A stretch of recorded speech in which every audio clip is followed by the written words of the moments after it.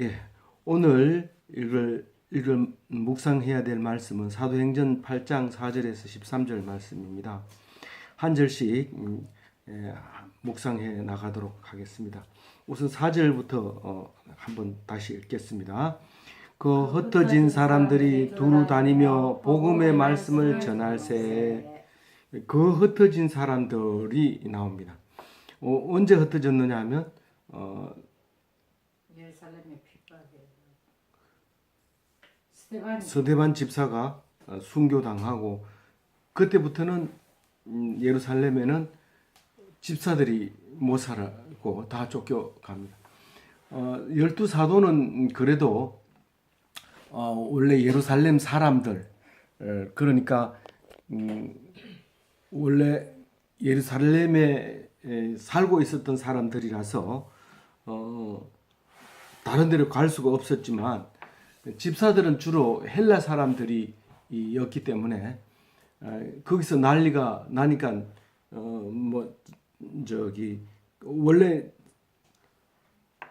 스데반도 헬라 말을 할 줄 알고 또 헬라 말을 쓰는 사람과 논쟁이 벌어져서 결국은 그 싸움이 이제 사내들인 공회에 가게 되고 사내들인 공회에서 치조하는 과정에서 이제 격분하게 되고 그래서 결국은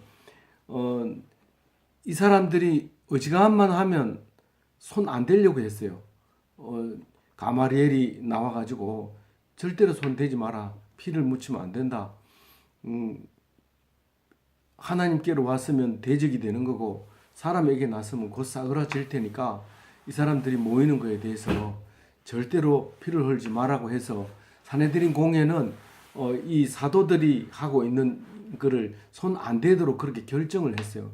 근데 집사들이 일어나 가지고 이제 헬라 말로 헬라 사람들하고 예루살렘에서 싸우다가 결국은 그 사내들인 공회가 그 고소하는 그것을 받아서 신문하는 과정에서 또 이 사람들에게 말하게 함으로써 스데반이 장장 긴 시간을 설교를 하고 격분한 디아스포라 유대인들, 헬라 말을 쓰는 유대인들에 의해서 이제 돌에 맞아서 죽게 됩니다. 그리고는 이제 집사들 뽑아놓은 일곱 집사들은 다 흩어지는데 그 스데반 다음으로 이름이 나오는 이 빌립 집사가 이제 북이스라엘 사마리아로 가가지고 이제 전도하기 시작합니다. 물론 이제 남유다 쪽으로 흩어져서 전도하는 사람들도 있었지만 오늘 사도행전에서 누가가 기록하고 있는 말은 이 빌립이 사마리아에서 전도하는 이야기를 기록하고 있습니다. 이 빌립은 나중에 이제 또 그 간다게 내시도 전도를 하게 되고 또 바울이 또 예루살렘으로 돌아올 때 3차 전도 여행을 마치고 돌아올 때 빌립이 가이사라에서 자고 오는데 그 집에서 자고 오게 됩니다. 그 이제 예수님의 12제자 중에서도 빌립이 있고요. 일곱 집사 중에서도 이제 그 빌립이 있고요. 지금 나중에는 빌립 그 정치하는 사람 빌립도 있고 그렇게 많이 있죠.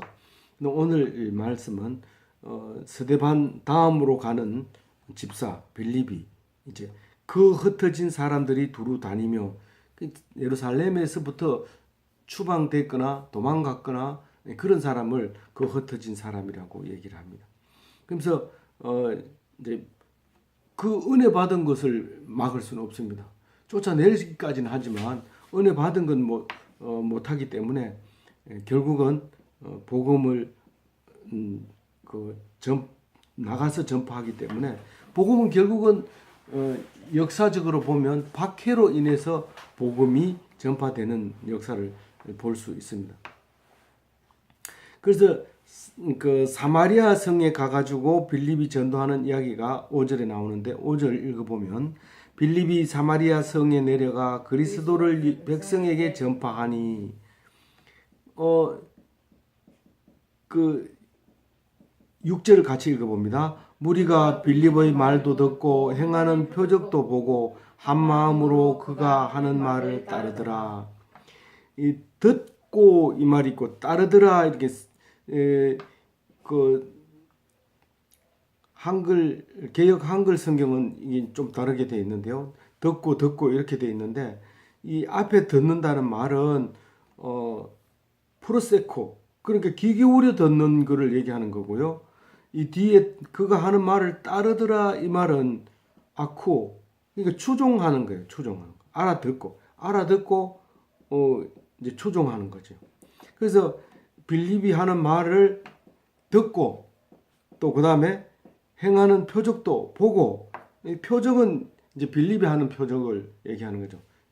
역사가 그 표적에 대해서는 7절에 말하고 있지만 신기한 일, 일반적이지 않고 유별나게 이 사람만 하는 그런 일이 있었던 거죠. 여기서는 그 말을 하고 싶은 거예요. 지금 다른 사람들이 하지 못하는 것을 지금 빌립이 하고 있다는 것을 말하고 싶은 거예요. 그래서 한 마음이 되었다 하는 말은 뭘까요? 한 마음이 됐다는 거예요. 이 기적이 일어나는 이유도 알아요. 기적이 일어나는 원리도 알고 기적이 일어나는 그 원천도 알아요. 누구죠? 예수 그리스도. 그 사람의 이름입니다. 그래서 예수님을 본받으려는 생각이 한 마음이 된 거예요. 우리는 예수 믿으면서 난 예수는 본받지 않을래. 그러면 교회가 한 마음이 안 됩니다. 될 수가 없죠. 교회에서 싸우고 막 이렇게 되는 거죠. 한 마음이 예수를 본받으려고 하면 한 마음이 되지만 예수는 그렇더라도 나는 그렇게 할 수 없어. 이렇게 하면 그는 한 마음이 될 수 없잖아요. 근데 한 마음으로 따랐어요. 각자 따랐어요. 한 마음으로 그가 하는 말을 따르더라.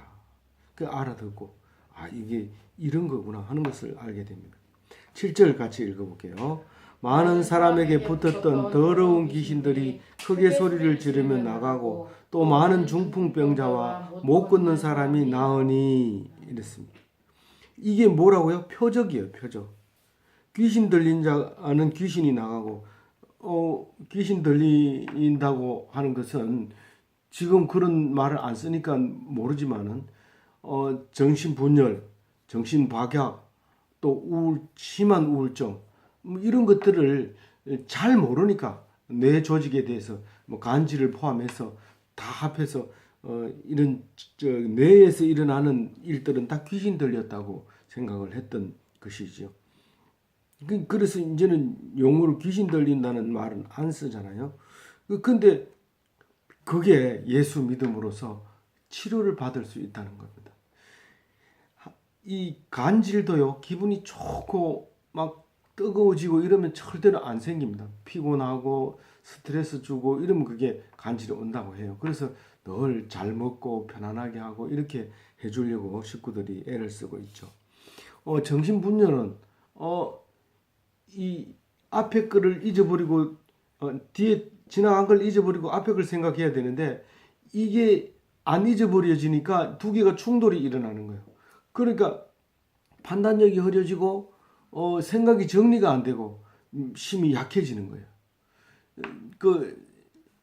그거보다 더 약한 거는 정신분열보다 더 약하게 나타나긴 하지만 정신박약인은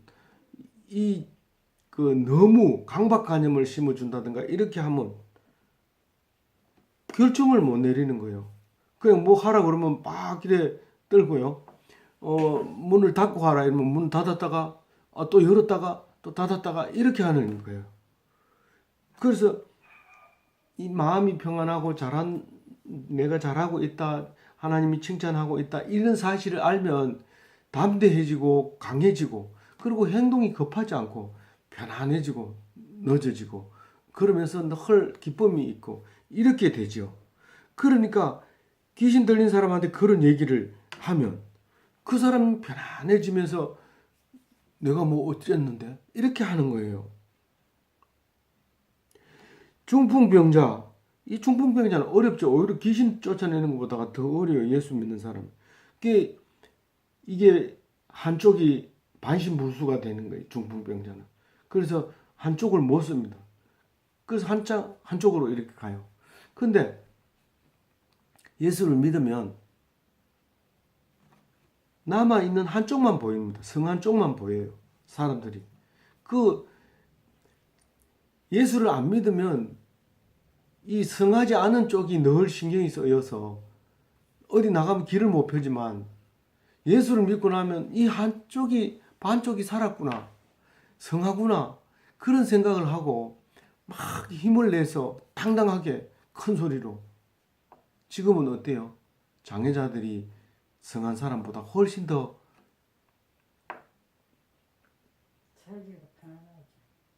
큰 소리 쳐요. 내가 거기를 어떻게 올라가? 이렇게 하죠.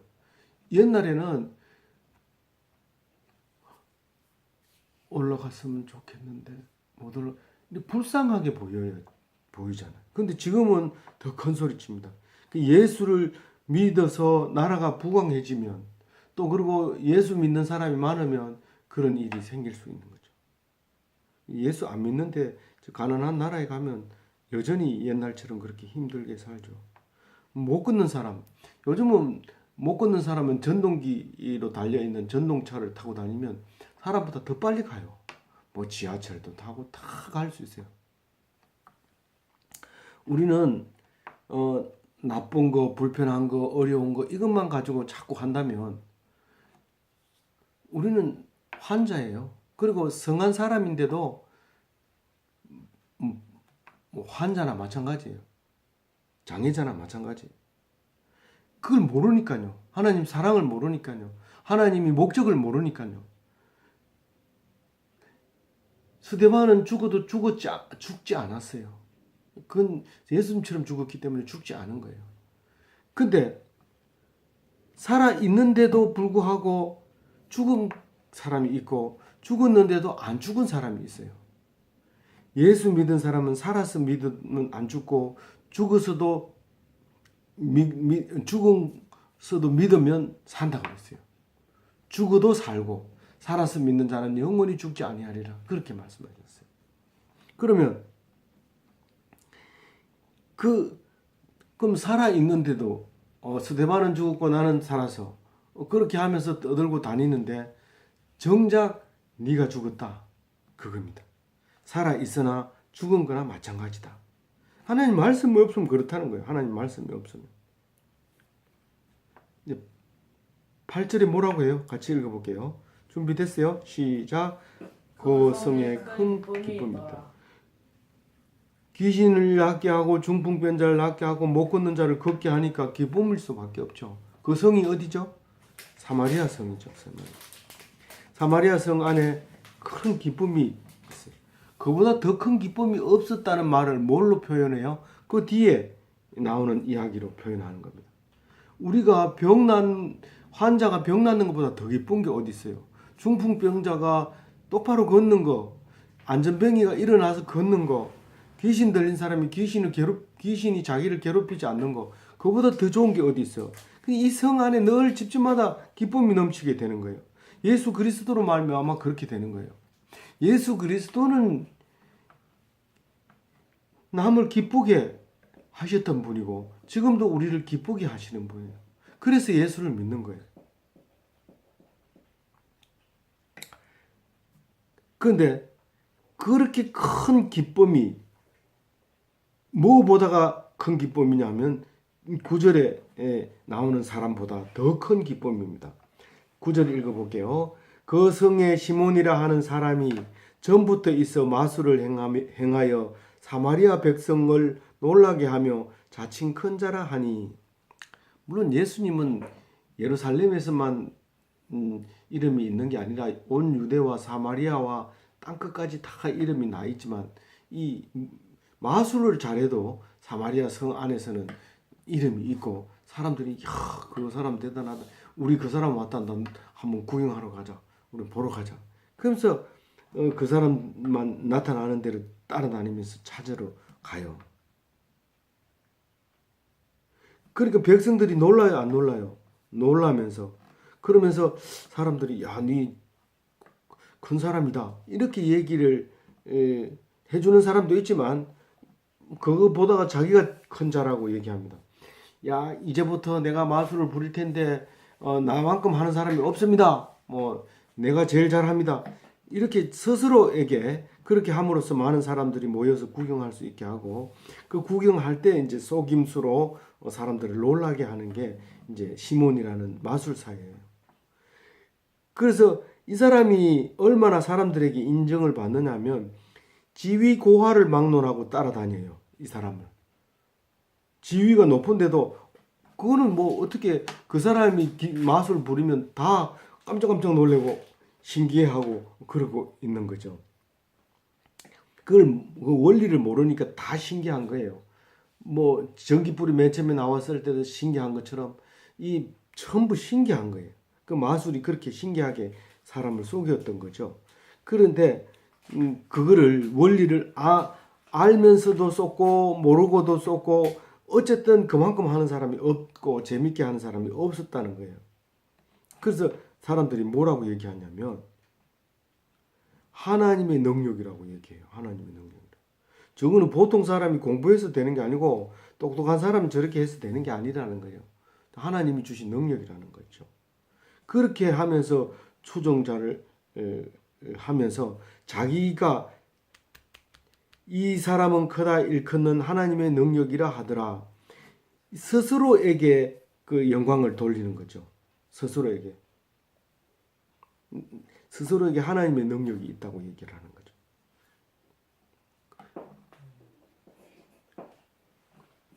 절대로 자기에게 영광을 돌리면 이 마술사랑 똑같습니다. 무슨 일을 하더라도 예수 이름으로 했다 하더라도 예수 이름으로 하면 괜찮지만 무슨 큰 일을 잘 해놓고 자기 이름을 드러내면 그건 마술사하고 똑같은 거예요. 그래서 이 지위 고하만 막론하고 추종할 뿐만 아니라 11절 읽어보세요. 오랫동안 그 마술에 놀랐으므로 그들이 따르더니, 오랫동안 지속적으로 한 번만 이렇게 딱 보여주고 그런 원리구나, 나 재미없어 시시해, 이게 아니라 새로운 걸 또 공부해서, 요즘은 교회 다니는 분들도 어린 아이, 그 젊은 아이들한테 마술 가르치고 그러면서 우리 아이는 마술을 가르친다고 그러고, 우리 학생들 중에서도 마술을 위해서 교회에 가가지고 활동을 한대요. 교회 무슨 행사 하는데 자기는 마술을 가르쳐 준대요. 가르쳐 주고 보여준대요. 그래서 그 마술에 굉장히 호기심이 많고 그걸 따라가는 이제 경우가 있는데, 그 마술이 거짓말인 줄 알기 때문에 잘못되지는 않지만 거기에 심취하게 되면 사람을 속이는 게 얼마나 재미있는지 몰라요. 그래서 그 재미에 들면 그 다음에 사람이 나중에 물어도 진실을 말 안 해줘요. 그 신비스러움을 간직하려고 말을 안 합니다. 그러면 좀 이상해져. 신뢰감이 떨어지면서 또 그 영적으로도 그렇게 강력이 안 나옵니다. 능력이 안 나옵니다. 그래서 재미로 하는 것은 뭐든지 재미로 하는 것은 이제 나중에 하나님의 야단을 맞게 되니까 조심해야 되죠. 12절 읽어봅니다. 빌립이 하나님의 나라와 및 예수 그리스도의 이름에 관하여 전도함을 그들이 믿고 남녀가 다 세를 받으니, 이 그들이라고 하는 것은 시몬 마술사까지 포함해서 그것을 따라다니던 사람들이 다 세례를 받는 거예요. 그러니까 시몬보다 빌립이 더 크다는 얘기죠. 네. 그래서 시몬이 와서 이제 봤는데, 거기에는 빌립이 가지고 있지 않는 하나님의 나라를 전파하는 거예요. 말씀을 가지고 두루마리를 전파하는 거예요. 그리고 예수 그리스도가 그 두루마리의 말씀에 따라 오신 분이고 그게 성취되었다고 하는 것을 말합니다. 이 두루마리 없이는 예수님이 절대 있을 수가 없습니다. 두루마리 구약 성경이 있어야 예수님을 설명할 수 있고 예수님의 십자가가 참되다는 것을 알 수 있지. 구약도 안 읽어보고 예수님의 십자가 아무리 해도 그 십자가는 의미를 모르는 겁니다. 그냥 소리만 지르는 거죠. 울리는 꽹과리가 되는 거예요. 그래서 그 하나님 나라와 예수 그리스도의 이름만 그걸 보고 이제 믿게 되는데, 믿는 자가 많으니까 마술사가 세례를 받는 거예요. 남녀가 다, 남자든지 여자든지 그 마술사를 따라다니던 사람이. 그러니까 그 13절 같이 마지막 절인데 읽어봅니다. 시몬도 믿고 세례를 받은 후에 전심으로 빌립을 따라다니며 그 나타나는 표적과 큰 능력을 보고 놀라니라. 그래서 교회 다니는 것도 이 시몬과 같은 사람이 많습니다. 교회 일단 딱 나가면 신비한 걸 체험하죠. 그래서 교회를 굉장히 열심히 나갑니다. 나가는데 나가가지고는 자꾸 머리를 쓰는 거예요.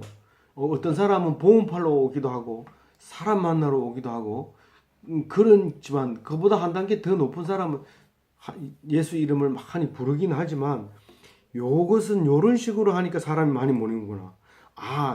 이 모든 것을 내 것이라고 하지 않으니까 많이 모이는구나. 서로 사랑하라 하니까 많이 모이는구나. 이 율법을 준행하라고 하니까 질서가 잡히는구나. 뭐 요런 것만 보고 교회로 오는 사람이 있단 말이에요. 그래서 이 시몬도 남이 받으니까 세례를 받지만 적극적으로 따라다니지만 진짜 하나님을 못 만나요. 왜요? 뒤에 보면 나와요. 이게 이야기가 기니까 가운데를 잘라서 그냥 오늘 적당한 분량에서 잘란 거예요. 이 시몬이 그 원리를 보고 자기도 사람을 끌어모으려고, 그리고 병을 막 낫게 하고 이렇게 하려고 따라다닌 거예요. 실제로 예수 이름으로 흉내내고 병을 고치는 사람들이 많이 있었어요. 초기에는. 그래서 예수님 보고 예수 이름으로 병을 막 고치는데 금할까요? 그러니까 제자도 아닌데 막 병을 고치는 거예요. 그러니까 예수님이 내 이름으로 그렇게 하는 건 놔둬라. 내 이름으로 하면서 나를 욕하는 사람이 없다. 배신하는 사람, 대적하는 사람은 없다. 내 이름으로 했으면 됐다. 이렇게 얘기하는 거예요. 그래서 그 신앙이 어떻든지 상관없어요. 예수 이름으로 하면 돼요. 어쨌든 그거는 예수님 용서하는 건데, 이 속에서 그것을 이용하면 바로 이제 탄로가 나는데, 나중에 막 여기 베드로와 요한이 사마리아로 갑니다. 집사들이 막 세례를 받는데요. 그러니까 우리 베드로 우리 당회장이 한번 가봐야 되는 거 아니에요? 그래서 이제 요한을 데리고, 베드로는 나이 많고 요한은 어리거든요. 그래서 딱 같이 이제 그래도 사도급이니까 이름은 항상 베드로가 먼저 나오지만 그래 둘이 같이 이제 가서 이제 물세례밖에 못 받았거든요. 성령은 처음으로 이제 오순절날 한 번 받은 걸로 나와요. 그런데 그 능력으로 여태까지 전도를 했어요. 근데 이 사도들이 이제 가서 집사들이 막 전도해 놨는 걸 사람들을 모아놓고 이제 집회를 하는 거예요. 그러면서 성령 받아라 그래가지고 성령이 막 받으니까 막 자빠지고 막 이래요. 그러니까 시몬이 이제 망령을 떠는 거예요. 베드로 보고 내 돈 줄 테니까 그 능력 나한테 팔아라. 이렇게 얘기하는 거예요. 그래가지고 베드로가 저주를 하죠. 엄청 저주를 하니까 깜짝 놀란 거예요. 그동안 들었던 얘기도 있고, 그래서 긴장을 딱 하면서 딱 자세를 낮춰가지고 내가 잘못했으니까 지금 했던 저주가 나에게 임하지 않게 해주세요. 기도해 주세요. 그렇게 얘기하는 거예요. 그래서 우리가 그래도 그렇게 시몬이 돌아선다고 하는 것은 참 다행한 일이고 좋은 일입니다. 근데 보통은 이제 대적해가지고 자기도 막 그런 이름으로 한번 해보고 막 그렇게 하면서 흉내 내기도 하고 그럽니다. 교회에서 어떤 이런 합당하지 못한 일이 일어났을 때 그 사람이 재빨리 돌아와서 잘못했다고 하면 괜찮은데, 그것을 끝까지 자존심을 지키고 이제 한다면 아주 베드로가 말한 대로 저주를 받을 수가 있는 것입니다. 아무쪼록 오늘 말씀을 묵상하면서 우리는 귀신을 집사가 돼가지고 장로가 돼가지고 목사가 돼가지고 순교는 둘째치고 병도 제대로 못 고치는 목사가 중풍병 걸려 있고 목사가 안전병이고 목사가 귀신 들려 있다면 그건 당연히 고치지 못하죠. 근데 말씀이 집중이 되고 말씀이 은혜가 되고 말씀이 해석이 되고 말씀이 나를 역동적으로 움직이고 죽음이 두렵지 않고 이렇게 하면 다른 사람도 그렇게 해줘요. 근데 그렇게 못하니까 그 능력이 안 나타나는 거예요.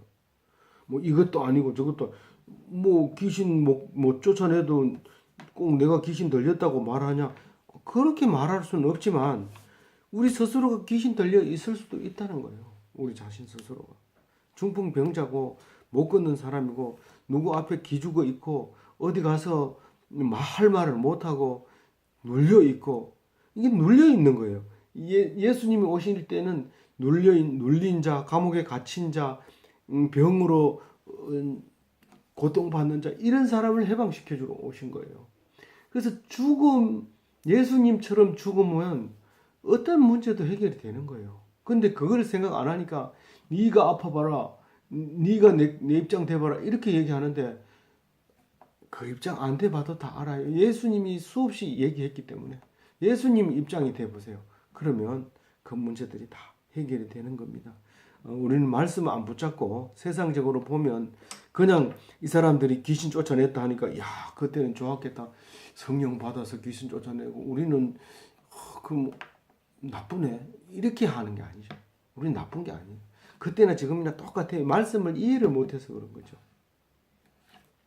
아무쪼록 아무리 바빠도 말씀 묵상해야 됩니다. 다른 어떤 것보다도 말씀이 제일 중요합니다. 기도하고 말씀 보고 찬송하고 나누고 그거예요. 다른 거 없어요.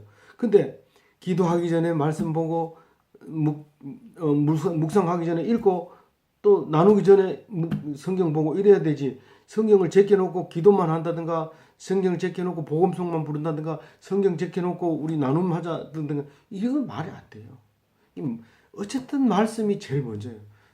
일하기 전에 찬송 부르기 전에 이 말씀으로 기도하고 말씀으로 찬송하고 그렇게 해야 되는 거예요. 그래서 매일 성경 꼭 해야 되냐? 이틀 성경 하면 안 되냐?